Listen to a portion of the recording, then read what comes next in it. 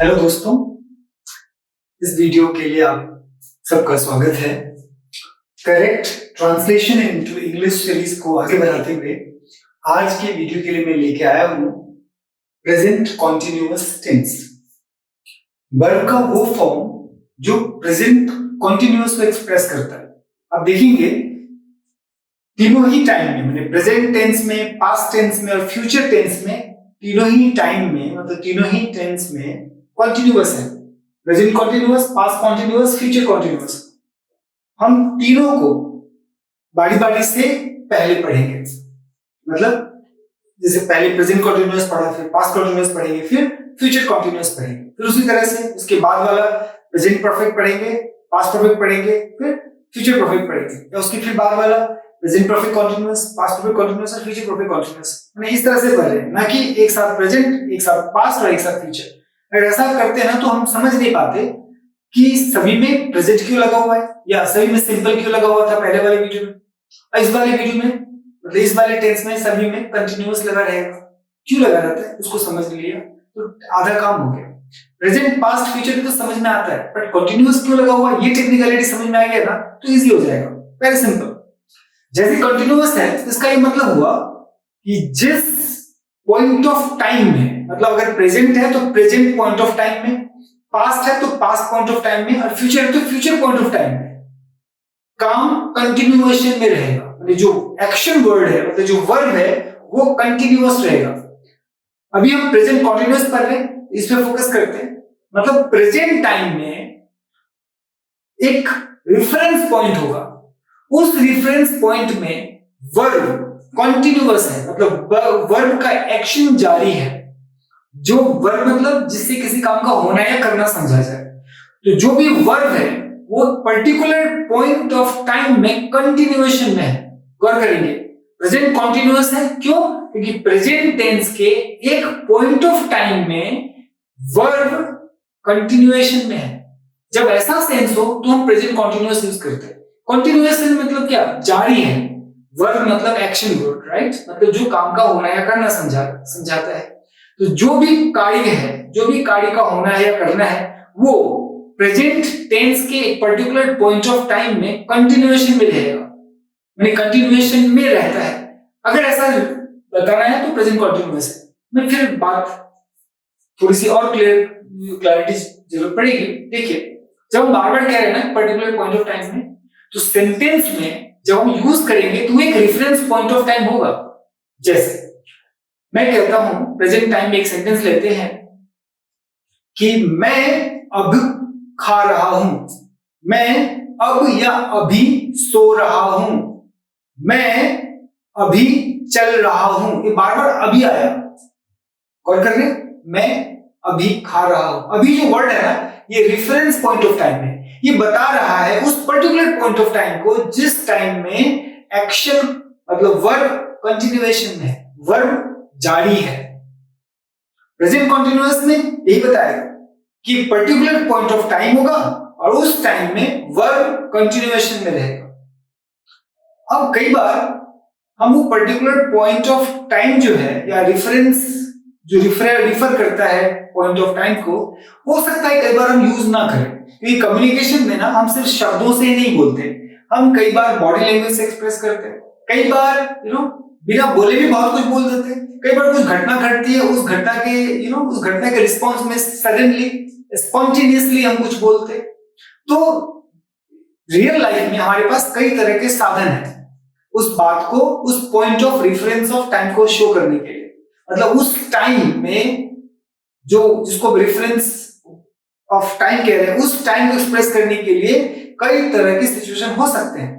तो इसीलिए हो सकता है सेंटेंस में वो रेफरेंस ऑफ टाइम यूज नहीं हुआ होगा, लेकिन मैंने उस बात को बताने के लिए यहाँ पे उदाहरण में बार बार अभी लिखा हूं। जैसे देखेंगे, अभी मैं खा रहा हूं, अभी वे आ रहे हैं, वह अभी सो रहा है। ये अभी बताने का पर्पस ही है कि आपको reference of point of time के बारे में जानकारी हो। मतलब जब कोई पर्टिकुलर पॉइंट ऑफ टाइम में वर्ब कंटिन्यूएशन में रहेगा, मतलब अगर वो प्रेजेंट रेफरेंस ऑफ टाइम है तो प्रेजेंट कंटिन्यूअस है। यही अगर पास्ट का रेफरेंस ऑफ टाइम होता तो पास्ट कंटिन्यूअस होता, और अगर फ्यूचर का कोई रेफरेंस ऑफ टाइम है तो फ्यूचर कंटिन्यूअस होगा। सिंपल, तीनों में कंटिन्यूएशन है, तीनों में यही कैरेक्टरिस्टिक्स है। तो क्या हो गया प्रेजेंट कंटिन्यूअस, एक प्रेजेंट टाइम में पर्टिकुलर पॉइंट ऑफ टाइम होगा, उस टाइम में काम चल रहा होगा, जो वर्ब है वो कंटिन्यूएशन में होगा। देखिए जब कहते हैं मैं अभी खा रहा हूं, क्या कहना चाह रहे हैं, मैं अभी खा रहा हूं, प्रेजेंट टाइम है, खा रहा हूं वर्तमान समय की बात है, प्रेजेंट टाइम है, पर प्रेजेंट टाइम में एक पॉइंट ऑफ टाइम है अभी, जिस वर्क करेंगे इस सेंटेंस को मैं अगर यूज करता हूं तो मैं कब यूज करूंगा, मैं तभी यूज करूंगा ना जब मुझे इस पॉइंट ऑफ टाइम में एक्शन को कंटिन्यूएशन में शो करना है, मतलब एक्शन मतलब वर्क जारी है।